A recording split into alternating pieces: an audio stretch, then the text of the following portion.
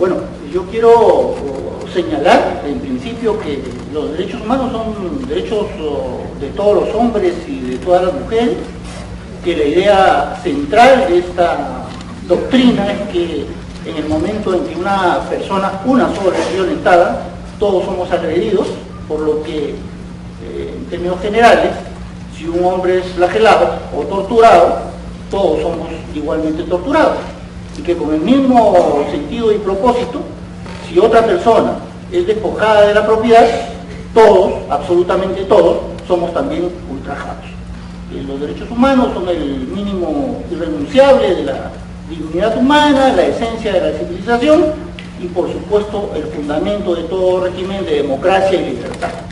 Esa es la posición de cualquier hombre de derecho que se respete y que forme parte del movimiento de derechos humanos en cualquier parte del mundo.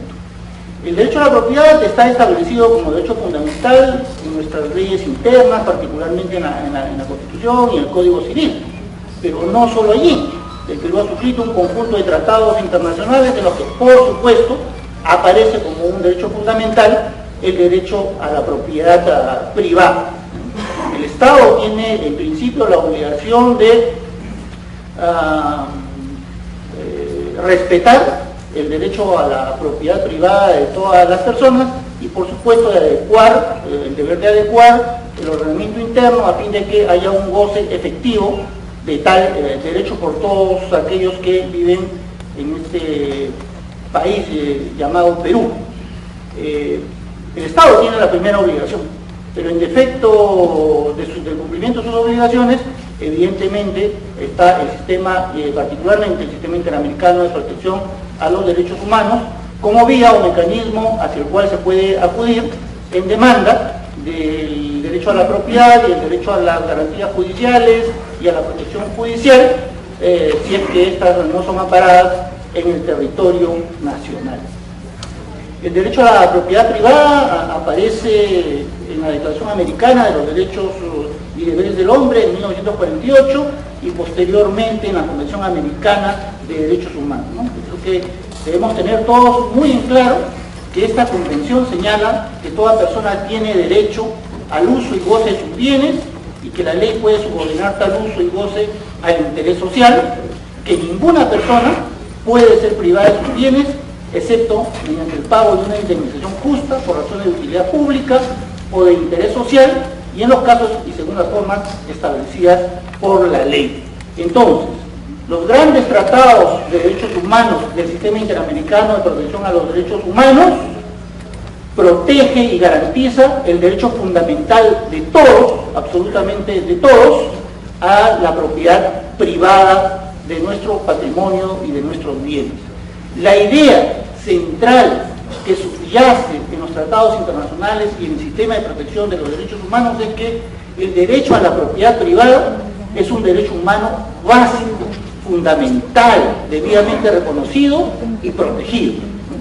El principio general es que ninguna persona pueda ser privada por el Estado de los bienes que en sus diferentes manifestaciones forman parte de su patrimonio.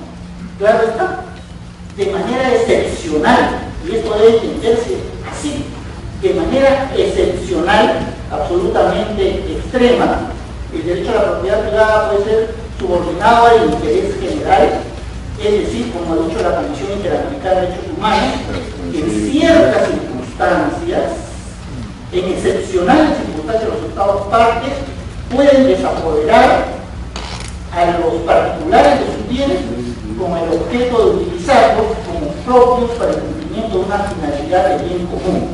Se entiende que en tales casos el Estado busca satisfacer objetivos de bienestar general que no pueden ser alcanzados a través de medios menos gravosos. ¿Está claro cuál es el principio general? ¿Está clara la excepción? Y esta excepción solamente funciona en determinadas y últimas circunstancias y siempre y cuando no hayan otros medios menos gravosos para satisfacer lo que se llama el interés público general. Ahora, el ejercicio de esta facultad extraordinaria, excepcional, última de expropiación no es discrecional, El Estado no puede decir, cuando se le ocurra, que va a desapoderar de los bienes a los ciudadanos. Pero tampoco este ejercicio de la facultad de expropiación está exento de límites. Los hay y están establecidos en la propia Convención Americana de Derechos Humanos y en las decisiones de la Corte Interamericana de Derechos Humanos, porque, hay que decirlo con todas sus letras, el sistema interamericano de protección a los derechos humanos y particularmente la Corte Interamericana, tan incomprendidos, tan cuestionados, defienden básicamente el derecho fundamental al derecho fundamental del acceso a la propiedad privada de los bienes. Ahora, dice también la Convención Americana, y por cierto, las sentencias de la Corte Interamericana, que en el ejercicio de la facultad de expropiación, las autoridades están obligadas a observar determinadas condiciones y presupuestos. Por ejemplo, la expropiación debe fundarse a razones de utilidad pública o de interés público.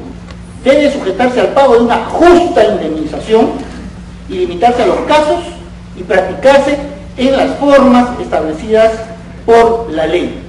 Fíjense bien, en lo que respecta al requisito del pago de una indemnización, que es el caso, para que sea justa, como exige la Convención Americana de Derechos Humanos, esta debe ser integral.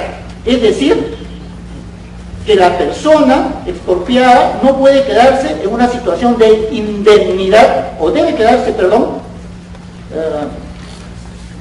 debe dejar a la persona en una situación de indemnidad patrimonial, que básicamente, cualquiera sea la circunstancia, una vez que se le paga la justa indemnización, la propiedad como tal permanece. Además dice que la indemnización debe pagarse en forma previa, más allá incluso de lo que dice ahora la Constitución del 93, ¿cierto? Porque ustedes saben que en el conflicto entre una ley interna, que puede ser la Constitución, y una norma de carácter internacional como las normas de la Convención Americana de Derechos Humanos, según la interpretación de la Corte Interamericana de Derechos Humanos, se está a lo que es más favorable a la persona por el principio, en todo caso, del principio llamado de pro homine, o ahora pro persona, ¿no? Entonces, la indemnización debe pagarse en forma previa a la efectivización del desapoderamiento, o, dice también de manera excepcional, en un breve plazo de tiempo desde que el Estado ha tomado posesión de los bienes. Y ello debe ser así porque solamente a través del efectivo pago de una indemnización se logra ese equilibrio entre el derecho individual de la persona y la facultad de los estados de disponer excepcionalmente de los bienes cuando el interés público así lo justifica, ¿no? Si eso no fuera así, no estaríamos ante una expropiación, estaríamos ante una confiscación, y la confiscación está prohibida por el ordenamiento interamericano, está prohibida por la Convención Americana de Derechos Humanos y por las sentencias interpretativas que de la Convención ha hecho la Corte Interamericana de Derechos Humanos, ¿no?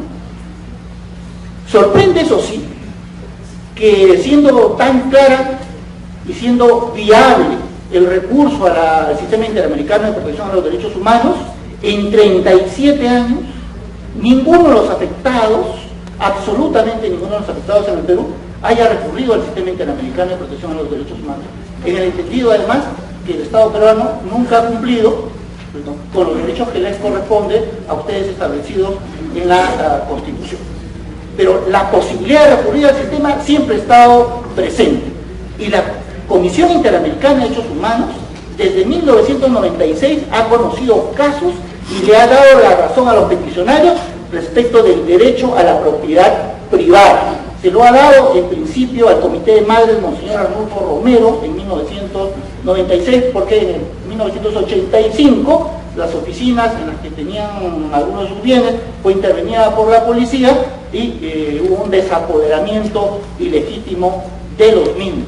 Con posterioridad a 1996, la Comisión Interamericana de Derechos Humanos ha llevado hasta 12 casos a la Corte Interamericana de Derechos Humanos. 7 de ellos sobre propiedad privada particular y 5 sobre propiedad privada comunal, ¿no?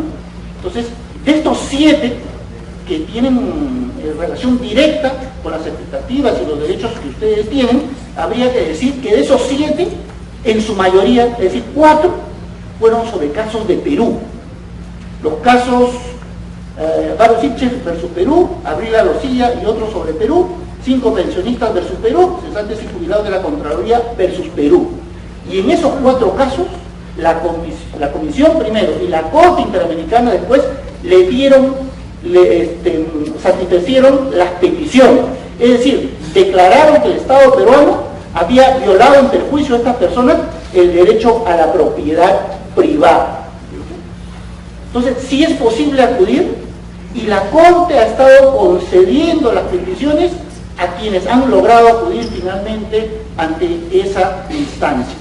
De todo ello, sin embargo, hay un caso que ustedes deben tener muy presente, que es el caso Salvador Chiriboga versus Ecuador.